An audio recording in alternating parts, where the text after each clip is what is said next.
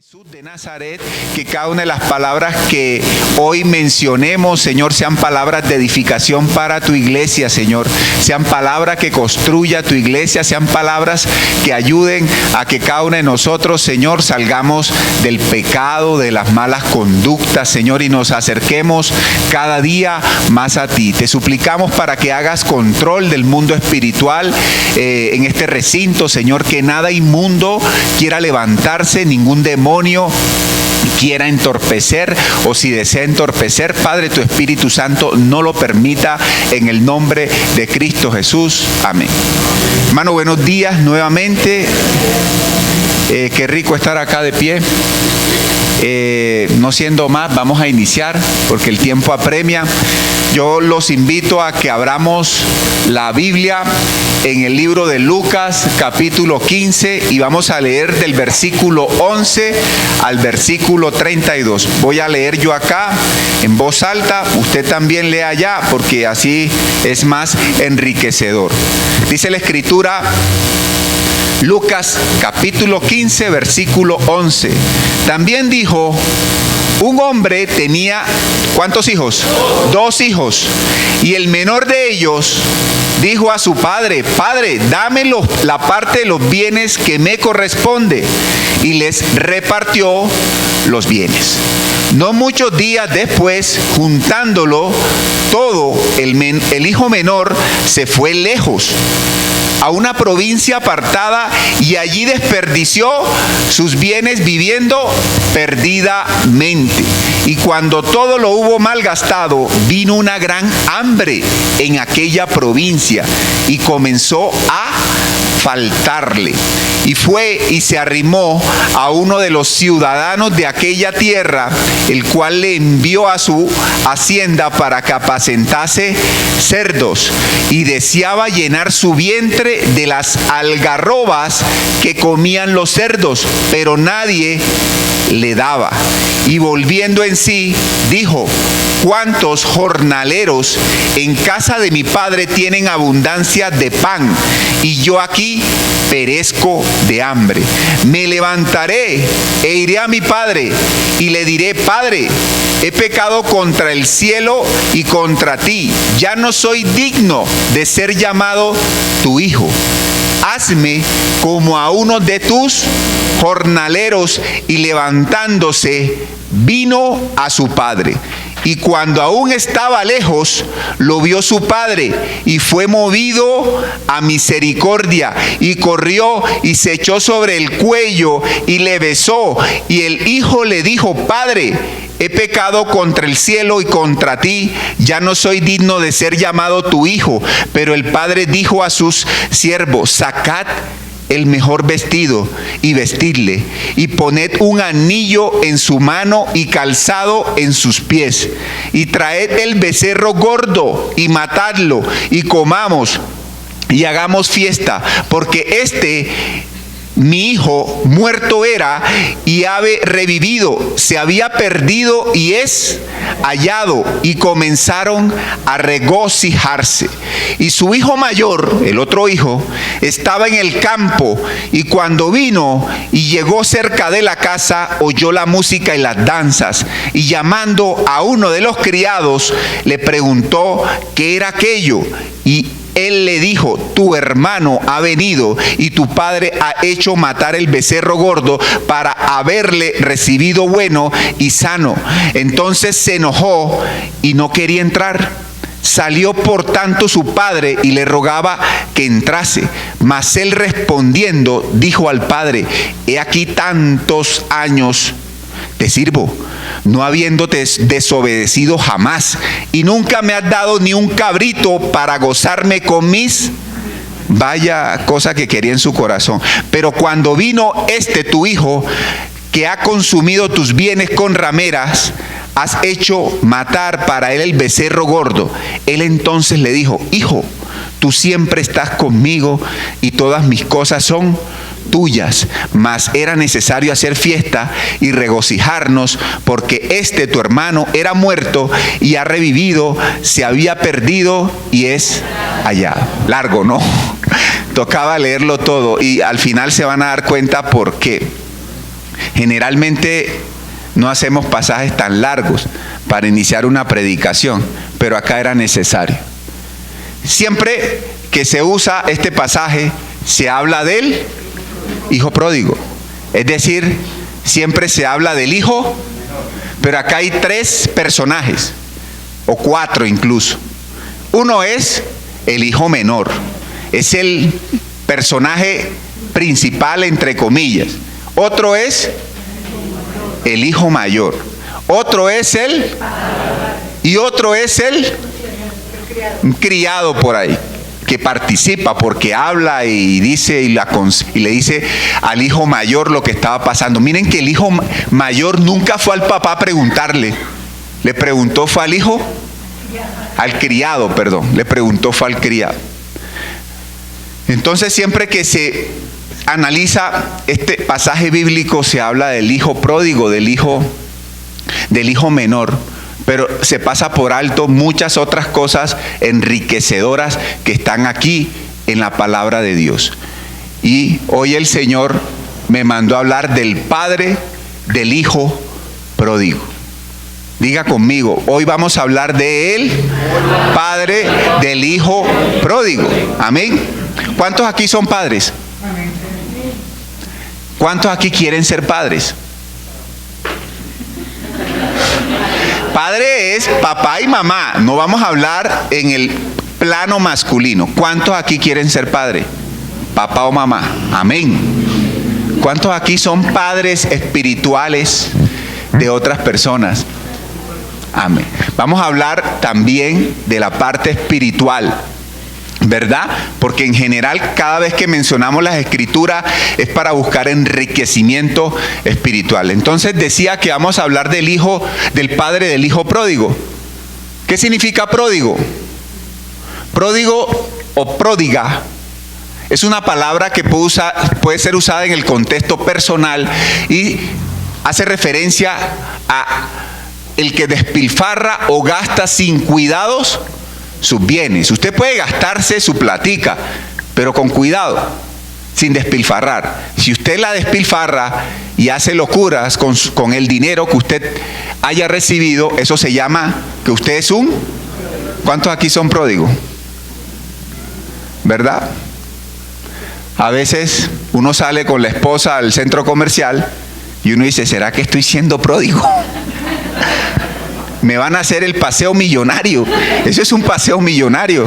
Usted comienza a entrar en un almacén, en otro y termina gastándose un poco de plata, ¿verdad? A veces necesaria, a veces no tan necesaria. También puede ser un adjetivo, es decir, que yo se lo puedo adicionar a un pronombre y le doy una característica. Y ese adjetivo significa generosidad que tiene esa persona o que pone en servicio de los demás.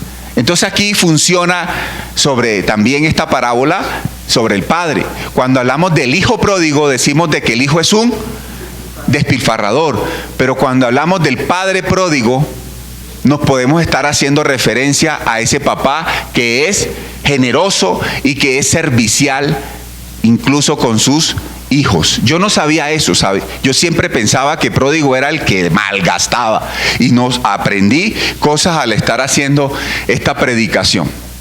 Vamos a analizar 2 puntos de vista que es necesario siempre analizarlos, ¿verdad? Y para ello yo lo invito a que usted vaya a 2 de Corintios 4:18. 2 de Corintios 4:18. Dice la Escritura, no mirando nosotros las cosas que se ven, sino las cosas que no se ven. Pues las cosas que se ven son temporales, pero las que no se ven son. Entonces, ¿qué necesitamos aprender como hijos de Dios? A ver, las cosas que no se ven. Parece un trabalengua, pero es así. Las cosas espirituales tenemos que aprender a mirarlas, aprender cómo se maneja el mundo espiritual, que siempre está ahí haciendo y tejiendo cosas que muchas veces terminan manifestándose en el mundo físico.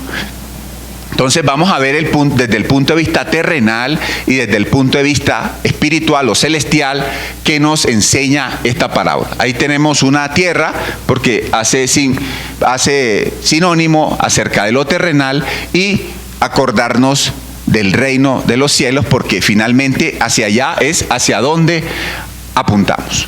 La primera cosa que pasa en esta parábola, si usted se da cuenta, que ya leímos, es que el papá se despoja. El padre se despoja de los bienes. Yo pienso que no son todos los papás que los hijos van y le dicen: papá, dame lo que me pertenece, y van a darle todo eso. Algunos le dicen: tú eres un atrevido, espere que yo me muera y ahí sí, o espere mi testamento.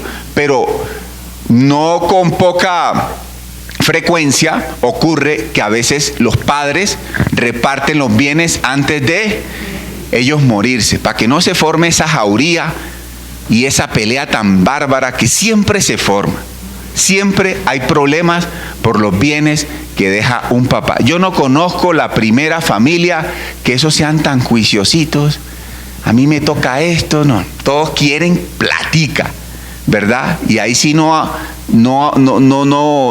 pinta la parte netamente filial, netamente amorosa que debería existir, ¿verdad? Eso no ocurre. ¿Por qué se despojó? Unos pueden decir que por amor. Primera de Juan 4:8 es una explicación clara de por qué ese papá que habla ahí y menciona la Biblia se despojó. Primera de Juan, capítulo 4 al 8. Dice la Escritura: el que no ama no ha conocido a Dios, porque Dios es. Entonces es posible que este padre por amor decidió darle los bienes a su hijo menor. ¿Solamente a su hijo menor? A los dos. A veces uno pasa por alto eso, pero ahí en la Escritura donde leímos dice que les repartió los bienes. El mayor también recibió su parte, no solamente fue al menor. Una posibilidad es que haya sido por amor. Otra posibilidad es porque eso sea lo correcto. Segunda de Corintios capítulo 12, versículo 14. Esto lo aprendí hace poco. Segunda de Corintios capítulo 12, versículo 14. Lea conmigo. Es importante que lea conmigo, porque a veces como papá tenemos otro pensamiento. He aquí, por tercera vez estoy preparado para ir a vosotros. Aquí habla Pablo. Y no os seré gravoso, porque no busco lo vuestro, sino a vosotros. Mire lo que dice acá en la parte B. Pues no deben atesorar los hijos para los padres, sino los padres. Entonces, si usted ha tenido 10 hijos y cree que los 10 le van a dar cada uno un salario mínimo y usted va a recibir un buen billete, está equivocado. Usted es el que debe trabajar para sus. Nosotros debemos trabajar para nuestros, proveerle, darle herencia a nuestros hijos, no al contrario.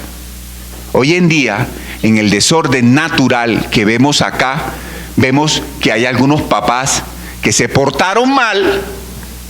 Incluso al final quieren que se porten los hijos recontra bien, que les den dinero, que les den una pensión, cuando ellos no se prepararon para la vejez. Eso no significa que usted se va a vengar ni nada. Por amor hay que proveerles, pero no es una obligación, como a veces nos los manifiesta. Entregar a los hijos, se puede decir entonces que es lo correcto. Hace poco, menos mal no está mi hija acá, eso pasó ayer, uno aprende todos los días. Mi hija, llegué yo de viaje y me dijo: papá, préstame la cartera, la billetera.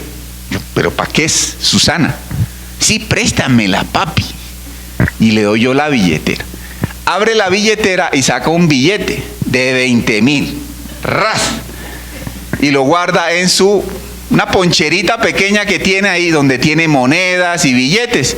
Y yo me quedé pensando, ¿esto está bien o está mal? ¿Uno qué dice? ¿Está bien? ¿Está mal? Y piense todo el día y por allá como al mediodía, en las horas de la tarde, Susana, venga para acá. ¿Dónde está mi billete de 20,000? No, papá, ¿usted por qué sacó plata de mi cartera? Y eso, lo hizo de una forma muy elegante, muy sutil, muy bonita, pero a los hijos hay que enseñarles. Ella me robó. En serio. Suena duro, pero así es. Si su hijo llega con un sacapuntas que no le pertenece en su cartucherita, y usted le pregunta, ¿ese sacapuntas de quién es? Y él no, Juanito me lo metió ahí. No le crea. Eso es mentira. Pero usted tiene que educarlo, porque primero es un sacapunta, después una hoja. Por allá cuando tenga 18 años está en la esquina atracando. Funciona así el mundo, tanto físico como espiritual. A los hijos hay que, desde lo pequeño, hay que instruirlos. Bueno, entonces es importante tener eso presente. Aquí vemos entonces cómo este hijo menor sacó su carrito y se llevó casi que la hacienda que tenía el papá. ¿Por qué fue el hijo menor? También es otra pregunta que nos podemos hacer con este pasaje, con esta parábola. Porque los hijos menores muchas veces son los más consentidos. ¿Sí o no? ¿O ahora van a hacerse que no? Claro. Sucede con una alta frecuencia que los hijos menores son más queridos que los hijos mayores. Es que el mayor fue el que me enseñó a ser mamá y me enseñó a ser papá. Eso es duro, traumático. Ya el otro, el menor, pues uno ya sabe cómo funciona, ya uno, ya eso es así y sabe manejarse mucho mejor. Pero cuando es algo traumático uno no lo quiere recordar, ¿verdad? Génesis 37. Génesis capítulo 37, vamos a revisar 2 versículos que están allí.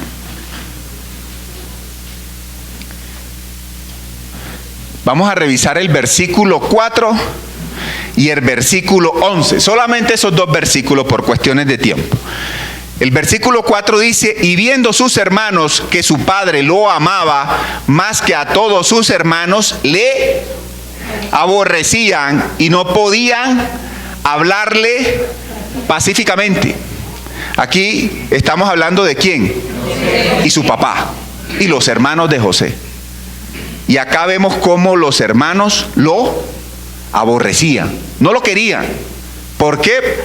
Por las cosas que hacía su papá. Por ser el menor había un trato muy especial. Como padre hoy estamos aprendiendo que eso no está bien. Y el versículo 11, y sus hermanos le tenían envidia, mas su padre meditaba en eso, solo meditaba, porque no hacía nada. Usted no solamente hoy, después de esta predicación, va a meditar, usted va a echar en la cama, ahí en la almohada. No, usted tiene que hacer algo. Y tiene que devolverle a su hijo mayor, si ha pasado eso en su familia, lo que usted le ha robado. La bendición que le ha robado a sus otros hijos. Porque eso no es correcto. Eso marca vidas. Y por eso muchas veces los hijos menores se comportan de una forma. Y una forma que a veces puede ser catastrófica. Terminar en el infierno. Hay papás que están maleducando a sus hijos y sus hijos van a terminar en el infierno porque ellos los condicionaron para ser unas malas personas. Vaya y pregúntele a la mamá de un ladrón cómo es su hijo. Vaya y pregúntele a la mamá de un sicario cómo es su hijo. Y le va a decir, no, eso es lo máximo. Mi hijo es bueno. Para ella es bueno. Pero bajo las normas sociales y las normas del Señor, su hijo no es bueno. Y merece el infierno. Bueno, los hijos menores, como cristianos a veces pedimos incluso lo que nos corresponde como herencia antes de tiempo. Eso hoy en día es usual. Salmos capítulo 2, versículo 8. Salmos 2, 8. Dice la Escritura, pídeme y te daré por herencia a las naciones y como posesión tuya los confines de la tierra. Ese versículo es buenísimo. Y la gente llega y atesora estos versículos y de ahí se pega de que usted como cristiano tiene que tenerlo todo acá en la tierra. Y eso no es cierto. Yo no le puedo explicar hoy por qué hay gente en la iglesia que es muy sencilla o muy pobre y no come 3 veces al día y pasa necesidades y a uno le duele en el corazón. No sé explicarle eso. No sé, Dios lo permite. Y hay otros en la iglesia que son muy adinerados y les sobran los bienes. No sé por qué pasa eso. Son tratos del Señor y hay que entender que el Señor es soberano y Él nos trata a cada uno como Él quiere y desea. No estoy hablando de felicidad. A veces el que no tiene es más feliz que el que tiene. Le estoy hablando solamente de los bienes. Simplemente. Pero nosotros a veces como cristianos queremos tener porque estamos en una sociedad de consumo. Entonces queremos tener de todo y queremos y envidiamos lo que los otros hermanos tienen. Y nos pegamos de estos pasajes para entonces exigir que se nos den la herencia, que se nos den las cosas económicas o que incluso Dios nos dé las cosas que a veces no son para este tiempo, ni siquiera para nuestra vida. Es muy posible que usted muera y usted vea las riquezas después de muerto. Hay abuelitos que han muerto y pasaron necesidad, vendieron dulces en la esquina. A mí me parte el corazón ver abuelitos vendiendo dulces en la esquina. Eso es tenaz. Y ellos no van a tener riquezas acá. Ni siquiera casa tienen, pero en el cielo lo van a tener todo y más. Realmente el texto cita, le repartió los bienes, ya esto lo había dicho antes. No solamente fue al hijo menor, sino también al hijo. Y el texto no dice que el mayor dijo, no, yo no quiero. Ahí no dice el texto esa situación. O sea que se trata de un padre ¿qué? Justo. Usted tiene que ser un padre justo con sus hijos. Lo que ahorita hablábamos. Si usted le da a uno una camisa fea, al otro déle una camisa fea. Pero pasa que al menor le da la camisa bonita y al mayor la camisa fea. O es usual a veces que lo que el hijo mayor va dejando se lo vayan dando al hijo y el pobre hijo menor nunca estrena. Qué cosa tan fea. El pobre hijo menor siempre pasa la necesidad. Sin embargo, gracias a Dios somos pequeños en esa época y no le prestamos atención a esa situación. Pero eso en el corazón se va guardando. Hay estudios, en la literatura médica hay estudios que hablan de por qué eso sucede. Y muchas veces sucede porque el hijo menor tiende a ser sobreprotegido. Hay una cosa que se llama el efecto de la ilusión de bebé. Siempre es su bebé. Tiene 45 años y ese es mi bebé. No, ya está grandecito. Y es importante que comience a dejar de verlo como un bebé.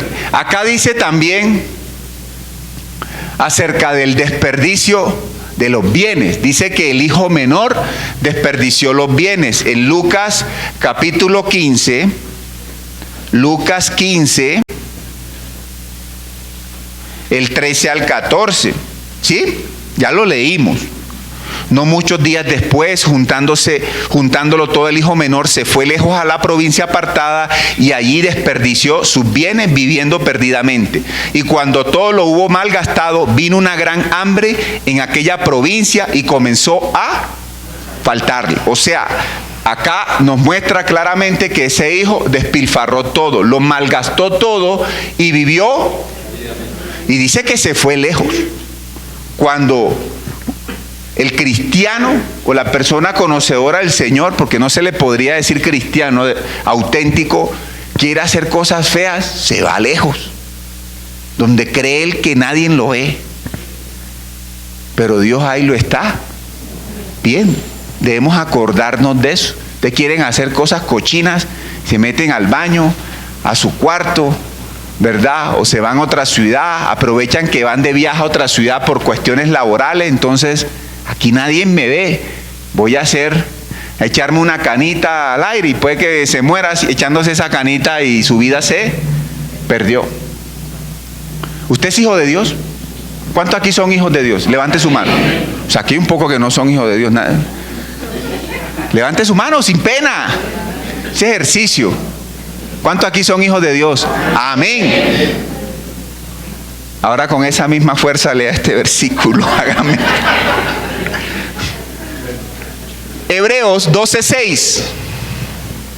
Hebreos, y ya se va a entender varias cosas que nos pasan.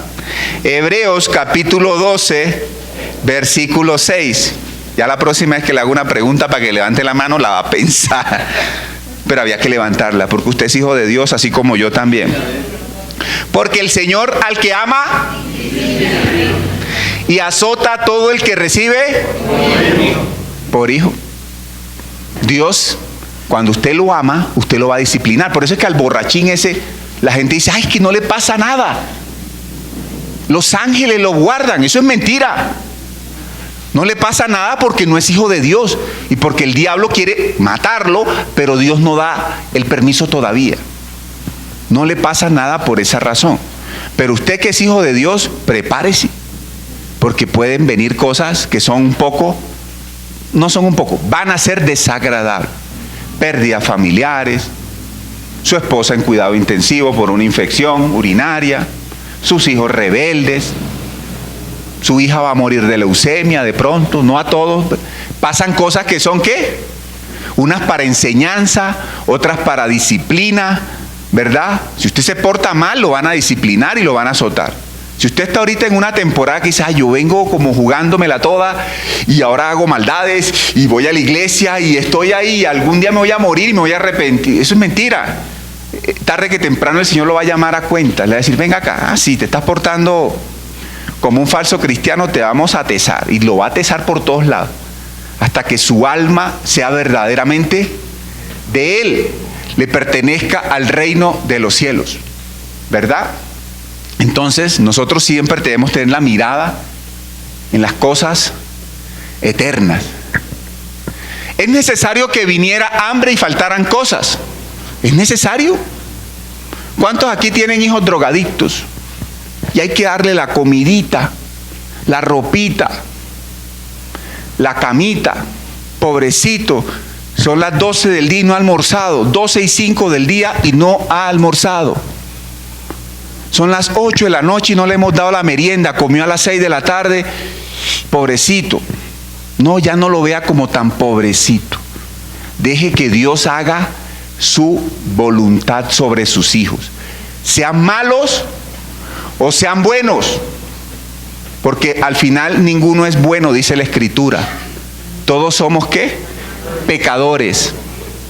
Entonces es importante, es necesario que viniera hambre y faltaran las cosas. Póngase a pensar si ese papá que dice la Escritura, que es un sinónimo de nuestro Padre Celestial, hubiera ido allá a ese sitio donde estaba su hijo malgastando el dinero y le dijera, hola, ¿cómo estás? Vamos a comprarte ropa. Y le comprara ropa. ¿Y tienes dinero? Ay, te gastaste todo lo de la hacienda. Terrible. Toma. Platica, una tarjeta de crédito. ¿Qué cree que hubiera pasado con ese hijo? ¿Algún día se hubiera arrepentido? Jamás. Algunos papás aquí sentados están echando memoria y se están dando cuenta por qué sus hijos están así. O pasa que en su casa hay un hogar dividido. El papá dice, no, es así, es como dice Dios. Y la mamá, no, mi hijo, vaya. La mamá es la que lo está montando en el trencito del infierno. Tiene que tener cuidado.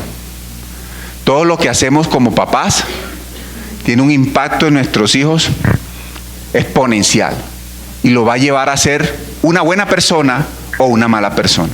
Lo va, en cierta forma, a llevar al cielo o lo va a llevar ¿a dónde?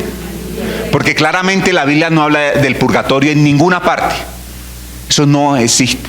Importante eso. Entonces aquí dice que era necesario que viniera hambre y faltaran las cosas. A los hijos desobedientes, por supuesto.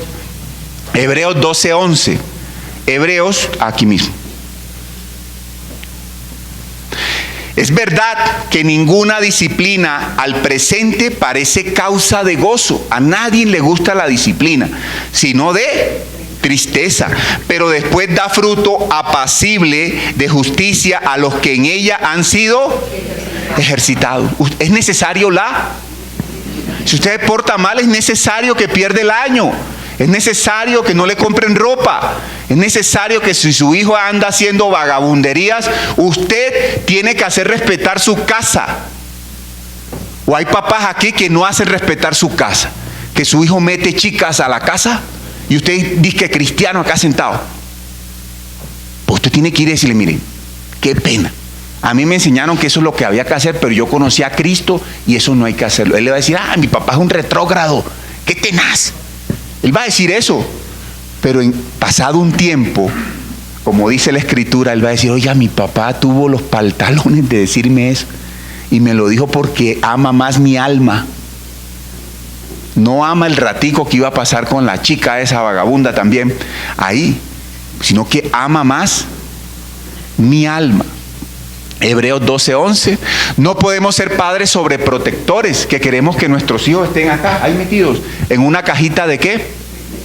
De cristal. Eso no va a pasar. Su hijo se va a fracturar, su hijo se le va a tener un raspón. Y duele, a uno como papá eso le duele, que un hijo se fracture, que un hijo. A mí me duele cada vez que a Susana le pasa algo, mi esposa ya sabe cómo yo reacciono. ¡Ah! Es mi forma de reaccionar. ¡Ah! Y buscar un culpable, porque a uno le duele. Hay otros que lloran. Hay otros que se sienten mal. ¿Me entiende? Es una forma de reacción, pero es necesario que nuestro hijo no sea sobreprotegido ni esté en una caja de cristal. Son a veces incluso cosas graves necesarias que nos sucedan. Juan 11:4. Juan 11:4. Juan 11:4. Dice la Escritura, oyéndolo, Jesús dijo, esta enfermedad no es sino para la gloria de Dios, para que el Hijo de Dios sea glorificado por ella. Cuando usted le pase algo duro a usted o a su hijo, piense que eso es para la gloria. No es de muerte, Dios tiene control de todo. Es muy probable que sea para vida, edificación. Parece lo contrario. El mundo espiritual a veces lo malentendemos. Cuando al Señor Jesucristo, si usted hubiera estado, hay un programa de televisión que se llama El libro de la Biblia, ¿es? Lorena, ayúdame, que se ve el Susana. El superlibro. Entonces hay un robot y hay unos niños que se van al tiempo en que van a pasar las cosas bíblicas y enseña la Biblia a los niños. En ese programa, si eso fuera real y uno pudiera irse al tiempo de Jesucristo, no, ¿cómo lo van a crucificar? No, eso no puede ser, Él es el Salvador.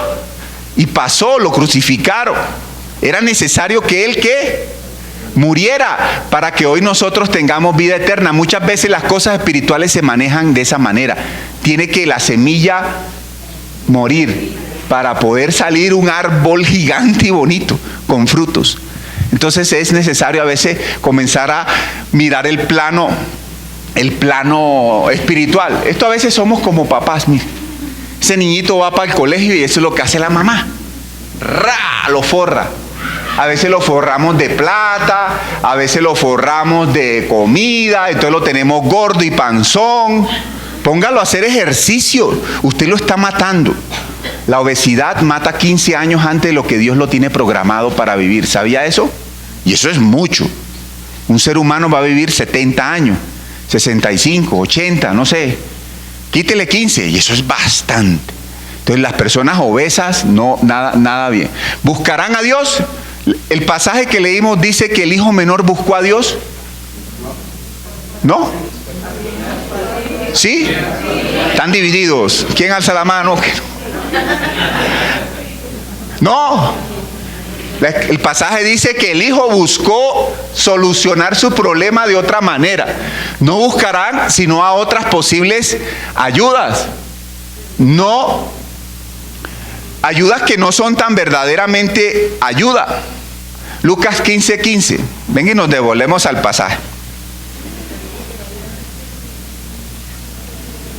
Lucas 15:15. ¿Amén todos? ¿Cómo dice? Y fue y se arrimó a unos ciudadanos de aquella tierra, el cual le envió a su hacienda para que apacentase. No fue donde el papá. ¿A dónde fue? Amigos, vecinos, eso por la vergüenza. Al cristiano cuando hace fechorías y le comienza a ir difícil, le da vergüenza. No va a ir a orarle a Dios, el diablo acusa, no va a ir a buscar a los pastores para que le den consejos, va a buscar al frente, al tendero, al borrachín, al otro que anda en otro pecado peor, para que le ayude. Imagínense, ese tipo de ayuda. Y ese, que no es bobo, que es mundano, lo utiliza para, ¿cómo decía ahí? Apacentar cerdos. ¿Usted está apacentando cerdos actualmente? ¿Está haciendo cosas que Dios no lo ha mandado a hacer? Juan 21:15-17. Juan 21, ¿estará bien apacentar cerdos? Juan 21:15-17. Toda la Biblia, escuche lo que voy a decir, toda la Biblia es complementaria. Lo que usted lee en un sitio, muy probablemente se complementa en otro, y muy probablemente en otro se lo explica para que entienda el plano espiritual del que le está hablando. Este pasaje es netamente espiritual. Le muestra el mundo espiritual, cómo se complace y cómo ejecuta cosas para que se hagan una realidad o buena o destructiva en el plano material. Juan 21:15-17. ¿Quién ha leído este pasaje?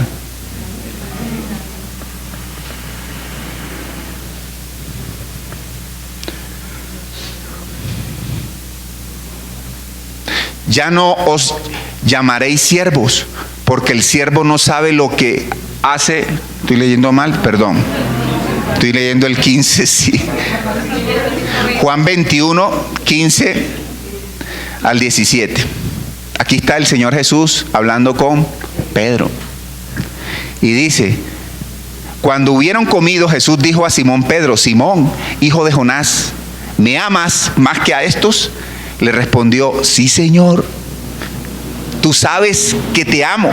Él le dijo: apacienta mis corderos. Volvió a decirle la segunda vez: Simón, hijo de Jonás, ¿me amas? Pedro le respondió: sí, Señor, tú sabes que te amo.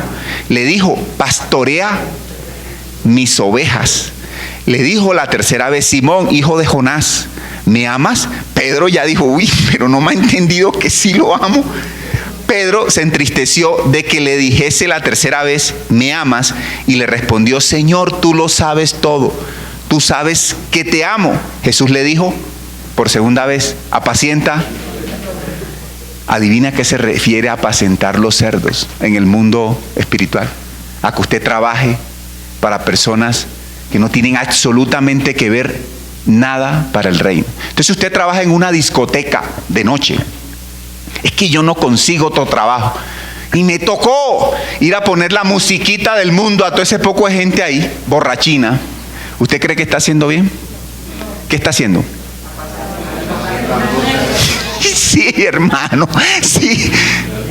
Si usted toca música y parte de esa música en algún momento la toca para el Señor y el Señor lo llamó a ser un ministro suyo en la música, y usted cree que gana buena platica porque hace uno que otro trabajo y trabaja en eso, y duda, escuche, y duda que Dios le puede suplir eso, ¿usted está apacentando qué? Cerdos. Es importante que hagamos eso. Si usted es médico y trabaja en una clínica de abortos, Y usted dice, algún día me voy a retirar. Mentira, no se va a retirar de ahí. Usted va a seguir apacentando ese negocio que es de cerdos. Dios nos manda a que no apacentemos cerdos, sino que apacentemos ovejas, a que apacentemos a las personas que algún día van a estar con usted en el reino de los cielos. También dice la Escritura que el hijo menor que volvió en sí. ¿A usted qué le suena a eso? Dígame. A que ya como que despertó. Es una expresión que da a entender que hay locura. La persona que no conoce del Señor maneja su vida con locura.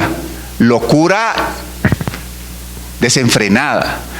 Ahí lo dice en Lucas 15, 17. Ya lo leímos, no lo voy a volver a leer. Dice que el hijo menor volvió en sí.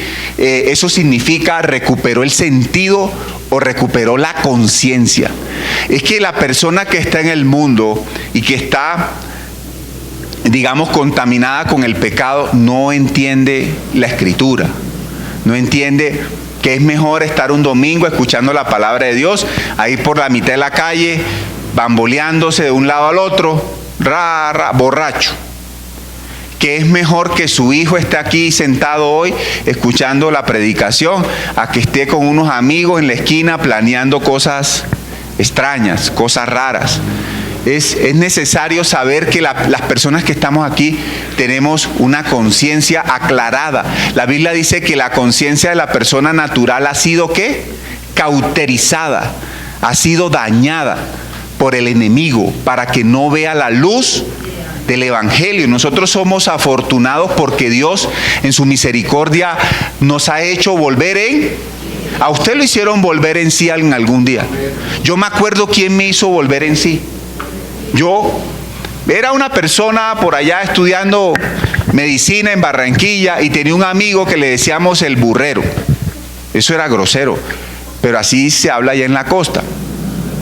Pero no era porque hacía esa práctica de la zoofilia ni nada de eso, sino porque él era de una zona donde hacían eso. Él no lo hacía. Y yo lo conocí y tomaba trago con él y hacía cosas groseras con él. Y de un momento a otro, él se llama José Franco, dejó de hacer eso. Y dije, ay, José, ¿y ahora qué? Te dio la bobada. Pues, fregado. ¿Tú qué haces haciendo eso? Y yo lo sonsacaba y él se mantuvo en las cosas del Señor. Y eso a mí me tocó, porque yo lo había conocido como una persona natural, que ya hoy viéndolo en las Escrituras es ser una persona mala, condenada al infierno. Y él se mantuvo y yo dele un semestre y dele al otro semestre hasta que ya comenzó a invitarme y yo fui allá a la reunión de jóvenes y cambió mi vida. Si él no se hubiera mantenido, yo hoy de pronto no conocería al Señor, no sé. Isaías 5:20. Isaías 5:20 dice la Escritura: hay de los que a lo malo dicen bueno y a lo bueno malo, porque hacen de la luz tinieblas y de las tinieblas luz, que ponen lo amargo por dulce y lo dulce por lo bueno. Hoy en día se le dice malo, y lo malo hoy en día se le dice aceptación, amor. No podemos ser excluyentes. Mentiras del diablo que se ha inventado para que el pecado de la homosexualidad, de la drogadicción, que el libre desarrollo de la personalidad, meterse un coso allá en el parque, eso es malo. Eso es lo que el diablo quiere y está construyendo en este tiempo para que lo bueno sea llamado malo y lo malo sea llamado bueno. 1 Corintios 1:18. 1 Corintios 1:18. Dice la Escritura: porque la palabra de la cruz es locura a los que se pierden, pero a los que se salvan, esto es a nosotros, es poder de Dios. Claro que es locura, porque ellos están locos en las cosas del mundo. Entonces no es compatible lo que dice la Escritura con lo que ellos hace. Las debilidades físicas a veces es necesario que lleguen a nuestra vida para hacernos cambiar, para hacernos reaccionar. El vientre vacío, tener hambre, a veces usted lo va a hacer esa debilidad física de que usted diga, oiga, algo estoy haciendo que no está bien. El tener hambre. A veces, aunque ha sucedido, conozco casos, no las espirituales. Muchas veces sucede que usted le predica a su hijo y dele, y ya se vuelve cansón y su hijo no le entiende por lo que explicábamos ahorita. Para él la palabra del evangelio es locura. Él no la ve como una opción, porque a él no le cabe eso en su cabeza, porque sus preceptos y sus mandamientos en su cabeza son diferentes. Es necesario a veces que las debilidades físicas nos lleven a situaciones desesperantes que nos van a hacer cambiar nuestro camino de vida. Pero debe haber un arrepentimiento genuino. En el Evangelio, para llegar al Evangelio, debe haber un arrepentimiento genuino. Aquí vemos que el hijo menor va y busca a alguien que le da trabajo, lo pone a apacentar cerdos, él quiere comerse las algarrobas de los cerdos y él después dice, yo no debería estar aquí, esto es algo humillante, yo debería ir a donde mi padre, y vuelve en sí y va donde su padre. Pero él dice unas palabras ahí muy importantes y él habla de pedirle ¿qué? Perdón. Es usual que a veces su hijo pase necesidades y vaya a su casa y lo manipule, y usted acepta otra vez a su hijo y su hijo sigue en los problemas que ya usted sabe que sigue. Tiene que tener cuidado con eso. Es un camino difícil, porque también tiene que ser un camino amoroso, un camino de protección. Usted no puede echar tampoco a su hijo así a la boca del diablo. Si el Señor se lo pide, pues tocará, pero toca también protegerlo y toca mantener ahí las cosas. Bueno, es un pilar fundamental el arrepentimiento. Vemos Mateo 4:17, cuando el Señor Jesucristo predica por primera vez.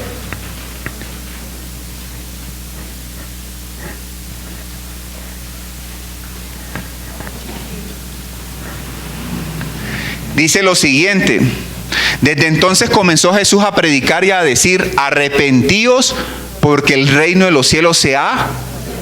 Esa es la primera prédica del Señor. No es sobre prosperidad económica, no es sobre el cielo. Ustedes van a ir al cielo si... No, Él no nos intenta comprar. Nos compra con su sangre y con su vida en la cruz, pero no nos compra de esa manera que nosotros creemos que es la manera económica. Usted compra a veces a sus hijos, a veces compramos a nuestros hijos. Mi amor, ves y haz tal cosa y te doy tal cosa. Eso es comprar a su hijo, y a veces eso no está bien, lo malacostumbra a su hijo. Mateo 3:1: todo predicador debería tener en mente estas primeras palabras del Señor y ejecutarlas con frecuencia en el púlpito. Mateo 3:1: en aquellos días vino Juan el Bautista, predicando en el desierto de Judea y diciendo, arrepentíos porque el reino de los cielos... O sea, usted para ir al Señor la primera cosa que tiene que hacer es...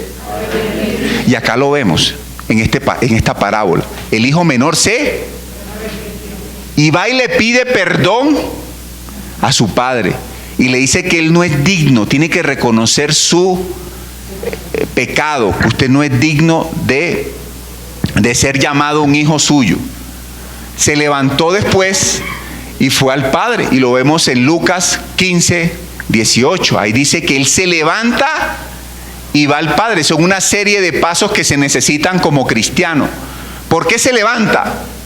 Porque el pecado nos arrastra.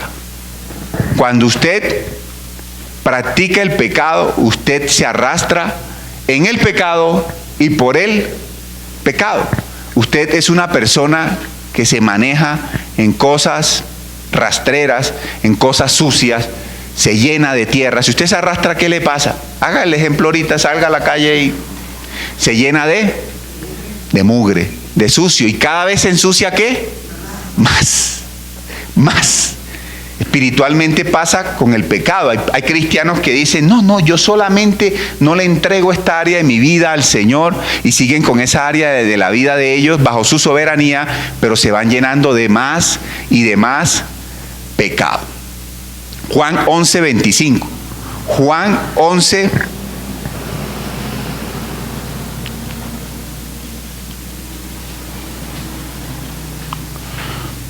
Juan 11:25. Dice la Escritura, le dijo Jesús, yo soy la resurrección y la vida. El que cree en mí, aunque esté muerto, vivirá. Y todo aquel que vive y cree en mí no morirá eternamente. La Escritura dice que nuestros hijos, algún día, si nosotros nos guiamos, como dice esta parábola, van a pedirle perdón al Señor. Y les pasará lo más hermoso que le puede pasar a cualquier hijo, que reconozcan a Jesucristo como su único y suficiente Salvador. Si usted como papá no se maneja adecuadamente, eso no va a suceder. Usted va a impedir que el Espíritu Santo de Dios haga la obra. Ya casi para terminar, también es importante anotar que no tenemos hijos santos. Hay papás a veces que dicen, es que mi hijo el mayor, ese sí es bueno, y mi hijo el menor es el malo, o al contrario. No tenemos hijos, y lo vemos en este pasaje.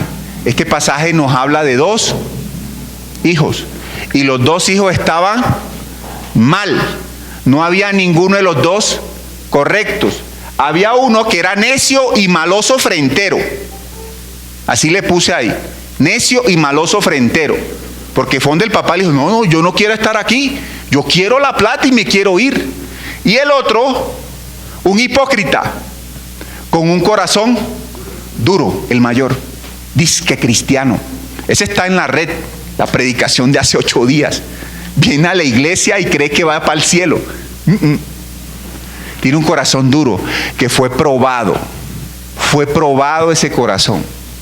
Pero vemos al Padre amoroso como a ambos hijos les da un trato, y así nosotros debemos identificar para darle un trato a nuestros hijos. Nuestra función, Hechos 16:31, como padres. Hechos 16.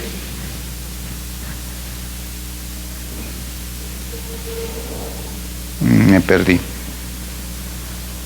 Hechos 16:31, ya casi lo encuentro.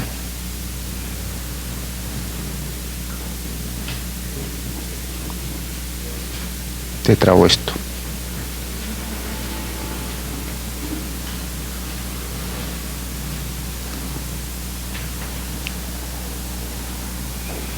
Un minuto de silencio.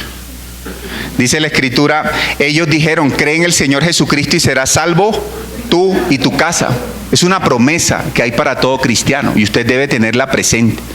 Si usted hace lo que Dios le ha pedido que haga, si usted predica la palabra con amor, si usted le habla a sus hijos con amor, si usted los disciplina, si usted cumple lo que hemos hoy hablado acá, pues Dios es misericordioso, y Dios va a buscar la manera, porque Él lo conoce todo y conoce a su hijo, de que su hijo llegue a los caminos del Señor. Hay que orar como papás, hay que ayunar, hay que corregir, hay que amar, hay que proteger, y eso es descansamos cuando ya el hijo parte a la eternidad, o cuando usted se murió y usted fue el que partió a la eternidad.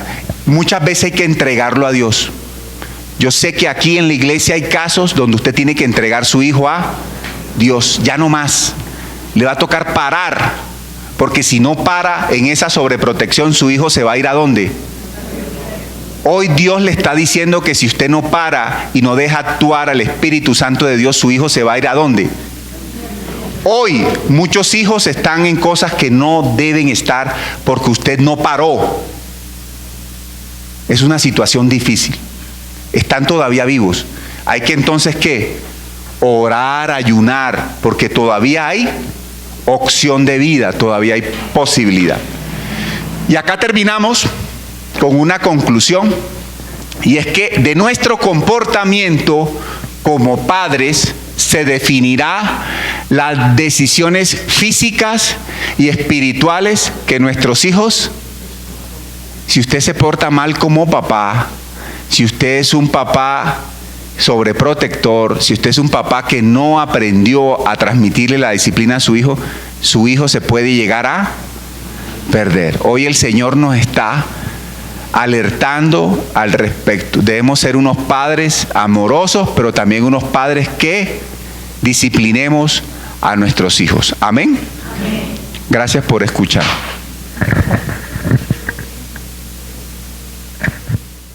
Oramos.